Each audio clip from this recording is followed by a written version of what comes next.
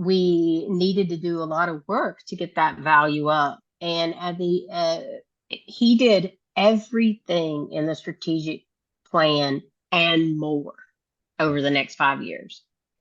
Fast forward 7 years after that, and he sold his business for well over $10 million. Now, did he split some of that? Yes, but he still got probably, 8 times more than what he would have gotten Right, otherwise. And what's right, really interesting about that kind of story is what we do tell them is you've got to know how much you're worth. And you have to understand why you're worth that to the market. A lot of people think, well, I know what my numbers are and I can take EBITDA times some multiple and I know what I'm worth. But there's some soft parts of that. How do you sell it so it's a higher multiple? How do you get that ready? So know your value, know what kind of value you want in your exit. And so if you are going to bring on partners, it's a really good time to look at this because you think, okay, if I bring this partner on, are they going to grow me significantly? Right? Is that going to happen? Or am I just going to be at the same value and I just have more people around me? And so the second thing that I think you have to really look at is your leadership under you. Does the business completely rely on you? And if it does, you're killing your value. And you're making your options very limited. Many buyers will say right away, is the owner willing to stay? The owner's willing to stay, but only for 2 years. But I don't think that's going to be a problem because you have these really great people behind them. That perks their interest because then they just heard there's more people. And that's another reason why sometimes to even give equity, because again, it feels like you're bringing people along with you. It can complicate the legal side of the deal sometimes, but I think that what really is meaningful in getting your business ready is give yourself some time so that you have options. Know your value, know your team, know what's missing in your team, and go find it.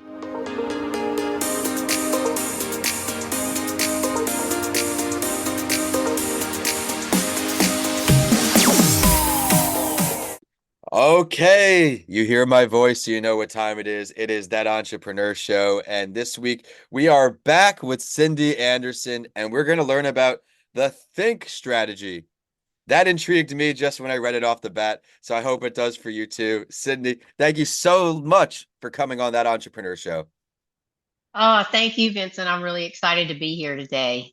Oh, I'm excited to have you. We're going to learn all about what is the Think strategy, but a lot more. She's worked as a deal maker in 26 countries. Yes, you heard me correctly. For mid and large size companies like Mastercard, RSM to improve their valuations, scale business operations, drive ARR and land merger and acquisition deals, all in a male dominated industry. And super inspiring because of how far you've come now. We're talking about some things behind the scenes of sending kids overseas, a lot of good stuff to enjoy the fruits of your labor. Being in a male dominated industry, especially in the beginning, had to have had a lot of challenges mentally, physically, everywhere. Explain some of those challenges for our hungry female entrepreneurs out there who are looking up to you right now.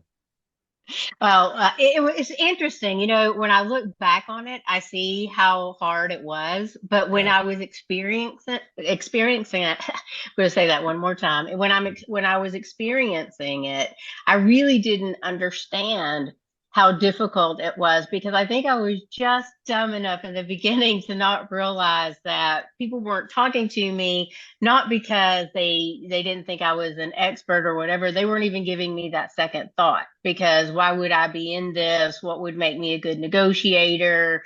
Am I going to get, emotional? All of that when I was coming up in the world in the, 90s and early 2000s, that was a real thing. But, I never thought about it because one of the things that happened for me, and I think this has happened to so many women, is yes, there were obstacles, but because you are the only one there, you're memorable. Every single person in that room remembered me. And so what I did is kind of say, okay, I'm just going to be me. I'm going to do what I know how to do. And the ones who want to work with me, awesome. And the ones that don't, then that's a door that's closed and that's okay too. And with that, what happened is I had so many great people, men and women, who helped me along the way. Now, I will admit, that some of my greatest and most valuable mentors have been women who paved the way before I got there, who were the only women in the room, and they brought me to the room. And so I felt like that for me, one of the biggest things is just having someone not believe what you've said because you just can't possibly know that. You can't possibly have that experience.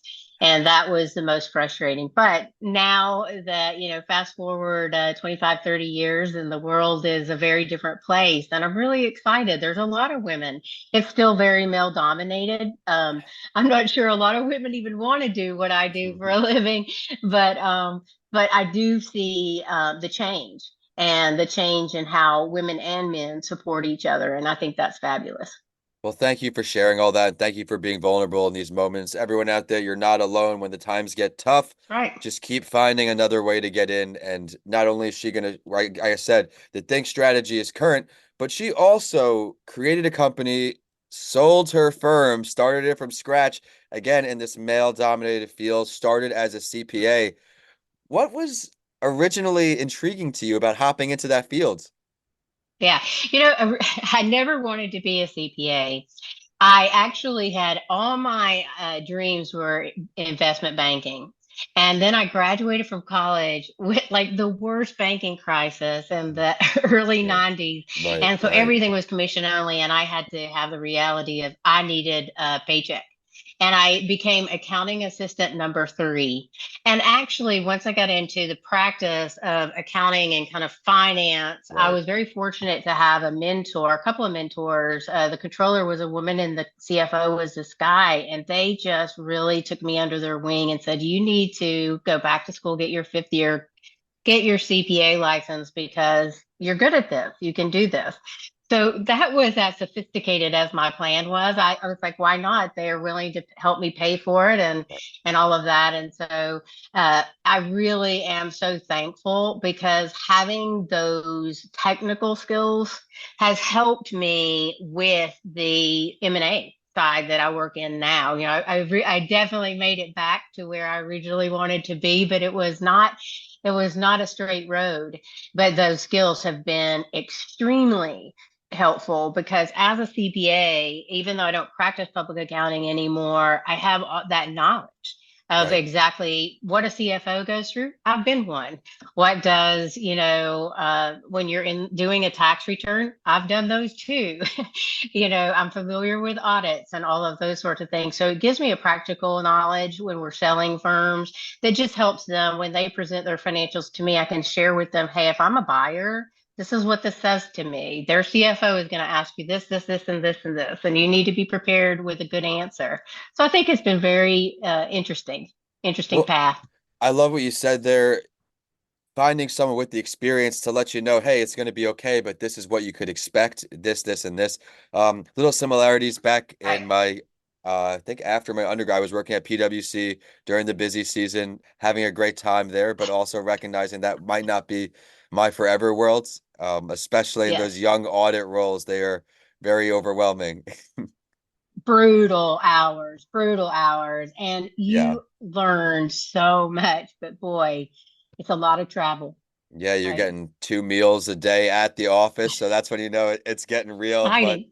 I also want to highlight something else, and I typed it up here in the show notes. It doesn't have to be a straight road to get to where you want to be. Everyone out there, life throws us curveballs. She said, "Hey, okay, I need to be in Right. reality. I need a paycheck." Built some extra skills that now she can give back to the future incredible female entrepreneurs out there who are going to be reaching out to you after this show. Let's now come full circle here on that entrepreneur show to talk about the Think strategy. What made you want to open this as the next chapter? Why was this it? Yeah. It was so interesting. I had sold my CBA firm to RSM, and they are a wonderful firm. I mean, absolutely gave me so many opportunities, and they're the ones who really helped me get a start in the global experience that I've had, and just can't say enough good things about them. But like you, I realized this probably wasn't my destiny, right? And so when I left after my transition period was over with the firm, and I decided that I would leave, I took a global CFO role, and I had a non-compete. wasn't really in a hurry to make a decision about what I wanted to do next. And I started working immediately on a global scale of selling the company that I went to work for, right? So knowing that this was not going to be a long-term gig, but a perfect term for me, and allowed us to do some personal things that were really great. And spent a lot of time in Asia, which I have wonderful friends in Beijing and Shanghai and Mumbai and Bangalore, and I can't say enough good things about those experiences. But Think Strategy was always in the back of my mind. And I'll thank Natalie Perkins. She owned a marketing agency in Raleigh, North Carolina. Her team actually came up with Think Strategy because what I wanted to build was a think tank. And so they looked at it like think like incorporated, companies, but a tank. Because what I wanted to bring to the table was we have so much expertise, but to buy that, it's a lot of money. Yeah. But maybe we have a consulting practice where we really just have we have retired COOs, we have retired CEOs, retired CFOs, retired CIOs, all the C's. They join Think and they work with us on a project by project basis. And it brings so much value to our clients who are looking for something specific right now, but they don't need to buy it forever or whatever the case might be. But I also had a real passion for buying and selling businesses. I love negotiating. I'm very competitive. I love that whole like pulling it together and keeping everybody calm and cool. And let's not get excited. Let's just play this out, all of that sort of stuff. So being able to combine that. So we have a group. Think Strategy was really started with the intent of helping small to mid-sized businesses. We've helped up to our largest clients are in the billions, but they're buying, right? The clients that we're working with to sell are really going to be those that are 200 million and lower. And even, could be 5 billion, could be 10. As a matter of fact, our sweet spot, I would say, is anywhere between 20 and 100 million. And so we find that this particular market is really underserved in how they have to buy advice. They pay so much for it because they're having to pay for everything a large company does, and they don't even know what they need. And so Right. I really felt like we needed to quarterback that. And that was really the start of Think. I thought it was going to be me. And a couple of years into it, I realized that that wasn't going to be the case. And so Kelly Snyder joined me, Matt Carslaw, who he is not with us anymore. He joined one of our clients in a transaction, but we still consider him part of the foundation of Think. But they really came in and we built something I think pretty cool that really is just meant to be there as an advisory firm when you need us at the time when you're probably making one of the biggest decisions you're going to make about your Well, business. I love this. So I have a bunch of things that came across my brain here. So you're really helping people in that encore career at some point where they're moving on and they're trying to start something big and they don't want to, they don't know it. They're all over the place. You help them combine it. I have to connect you to someone after the show. I just coached an Awesome. awesome woman, Michelle Prince. She just wrote an awesome book on the encore career. So some of these things were coming to mind. So I definitely have to connect you with her after the show. This is all, really inspiring as someone, I'm in an incubator program, right? So you have this think tank. I'm finishing up in a few weeks, actually, Right. where you just said you couldn't do it alone, you had to bring on partners. That's kind of where Yeah. I'm getting to with my company now, but everybody, puts that in your head, don't sell equity, don't get rid of your equity, don't get rid of your equity. But I'm at the point where am I overwhelmed? Would someone else that has some more strengths that I don't have come on? So you've got my brain spinning. I was really lucky because I had not, in my CPA firm, I had never given up equity. And I learned a valuable lesson that I did not want to be the be all and end all of my company. I've already done that. I don't want to be the entrepreneur who you have to be there or it doesn't work. Right. And it wasn't that I didn't have a good team. It was just that was who I was at that Yeah. time.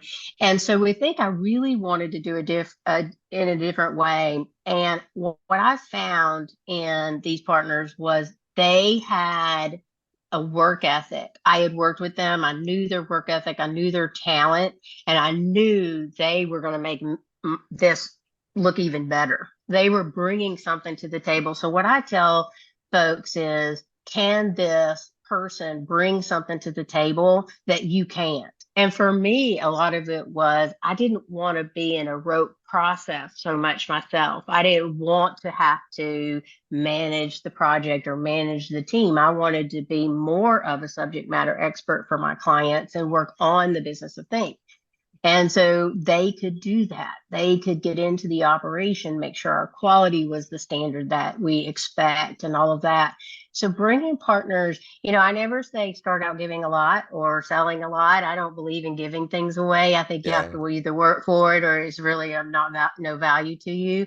But I like there are options out there that are always really great. But I think I'm always really selective. It has to be people that have something that if I keel over tomorrow, they've got this. They can take this. They may have to replace something, but they could take it and run with it themselves.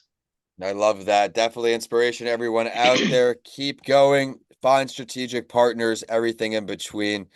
We've talked about so much already. I'm so excited to have you on, but I also want to just shed some more light now because of your expertise in these deals, putting everything together. I have, here how to prepare your company to be sold. I feel like there's a lot of misconception in this area. Since this is one of your strengths, I'd love to dive into this with you. Yes, it's absolutely the reason that I mean, at the core, talking about that market that's not served. You have someone come to you and they have spent the last 30 or 40 years building an amazing business.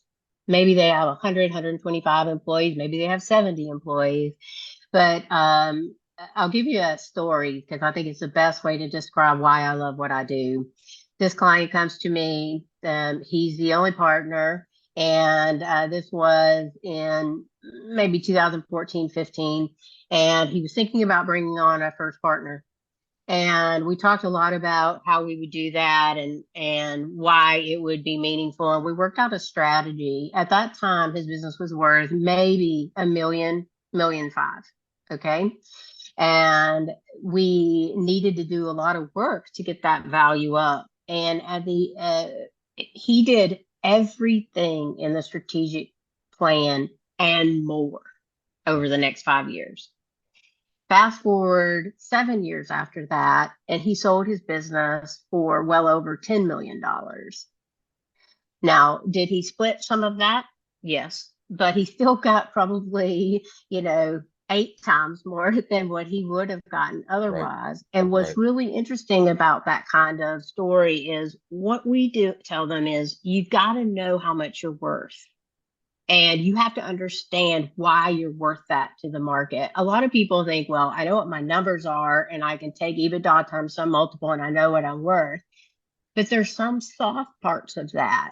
How do you sell it so it's a higher multiple? How do you get that ready? So know your value, know what kind of value you want in your exit. And so if you are going to bring on partners, it's a really good time to look at this because you think, okay, if I bring this partner on, are they going to grow me significantly? Right? Is that going to happen? Or am I just going to be at the same value and I just have more people around me?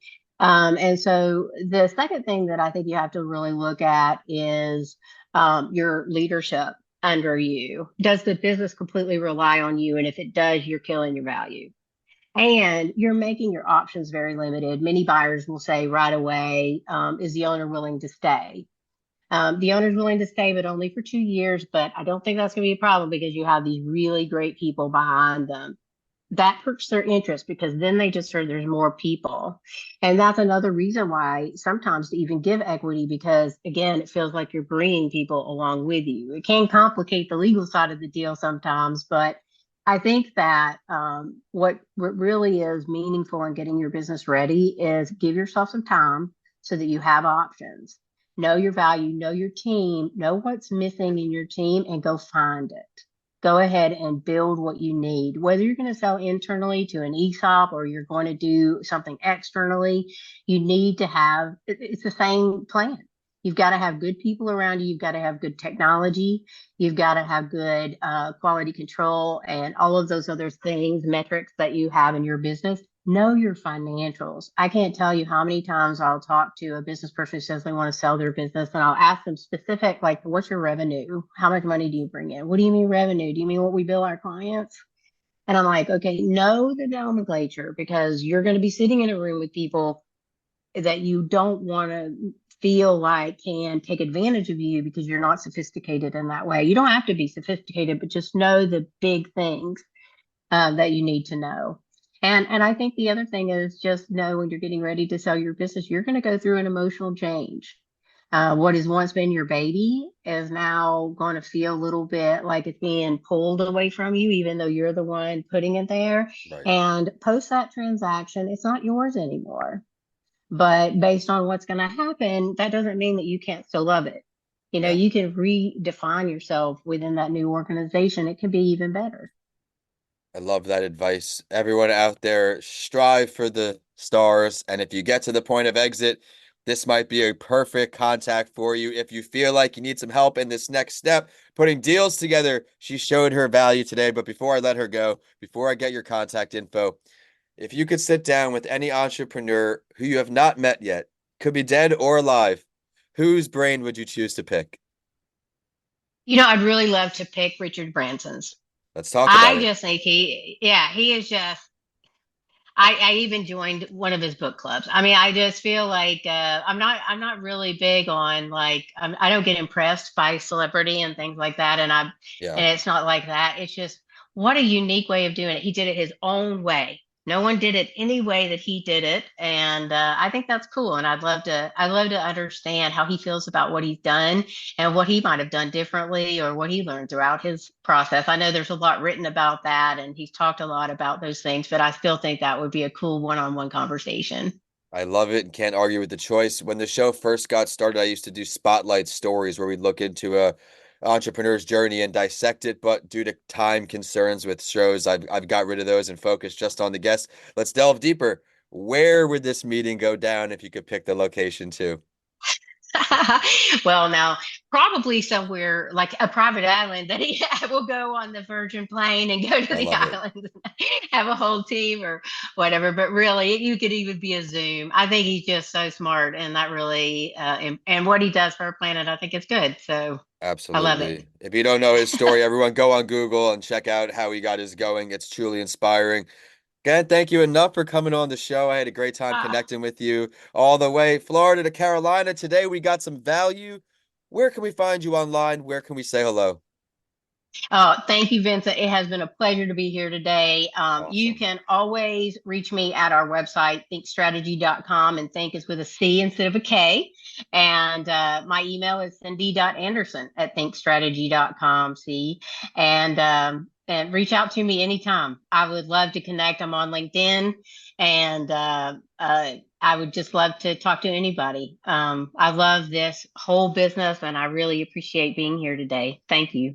Oh, I appreciate taking some time to come on. It's always important for me where this show's niche is entrepreneurs, founders of companies and brands. It's not just one particular area. So I do my best to find established entrepreneurs who love to share their story because everyone out there, this is not an easy industry to be in.